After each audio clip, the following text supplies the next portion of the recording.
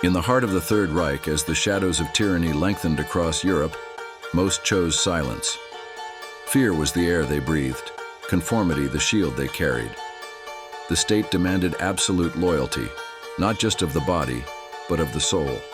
To speak out was to sign your own death warrant.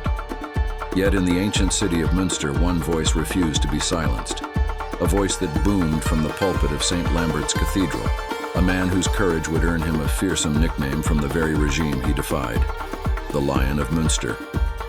This is the story of Cardinal Clemens August von Galen, a prince of the church who waged a war of words against one of history's most monstrous regimes. Born into an aristocratic family, von Galen was a man of deep faith and unshakable conviction.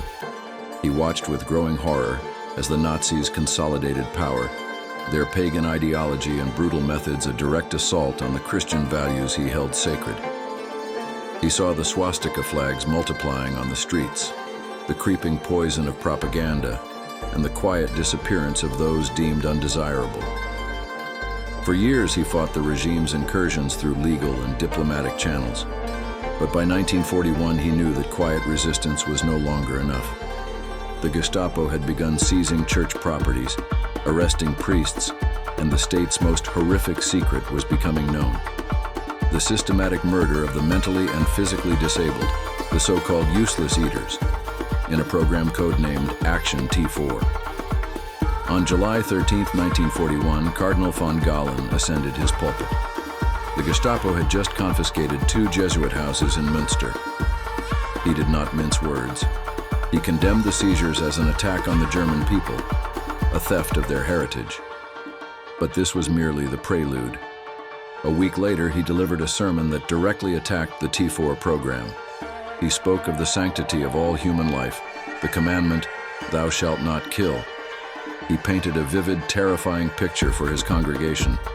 What if their wounded soldiers, the heroes of the front, were next to be labeled unproductive and eliminated? He asked them, do I have the right to live only as long as we are productive? The words were lightning. The sermon was secretly copied, printed on illicit presses, and distributed throughout Germany. It was dropped by Allied bombers over German cities. For the first time, a high-ranking German leader had publicly and unequivocally condemned the regime's program of mass murder. The Nazis were enraged. Joseph Goebbels, the master of propaganda, wrote in his diary that von Galen's sermons were the strongest attack on the government in the entire war. Martin Bormann, Hitler's private secretary, demanded the cardinal be hanged immediately. But Goebbels knew better. Von Galen was beloved in deeply Catholic Westphalia. Arresting him, especially in the middle of a war, could spark a widespread revolt, turning a hero into a martyr and destabilizing the home front. Hitler reluctantly agreed. He vowed, "The score will be settled after the war is over." So, the Lion of Münster was placed under what amounted to house arrest.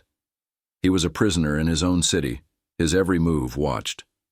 Yet, his voice had already done its work. The public outcry he ignited became so great that, just weeks after his final sermon on the topic, Hitler officially halted Aktion T4, though the killings continued in secret. Cardinal von Galen had saved tens of thousands of lives with the sheer power of his words. He survived the war, witnessing the destruction of his city by Allied bombs, but also its liberation from the tyranny he fought. He was made a cardinal by Pope Pius XIV in 1946, a recognition of his extraordinary courage. He died just weeks later, hailed as a hero by his people. His legacy is a testament to the fact that even in the darkest of times, one person's moral clarity, one voice speaking truth to power, can change the course of history. He proved that the mightiest weapon against injustice is not a sword, but a conscience that refuses to be silenced. Subscribe.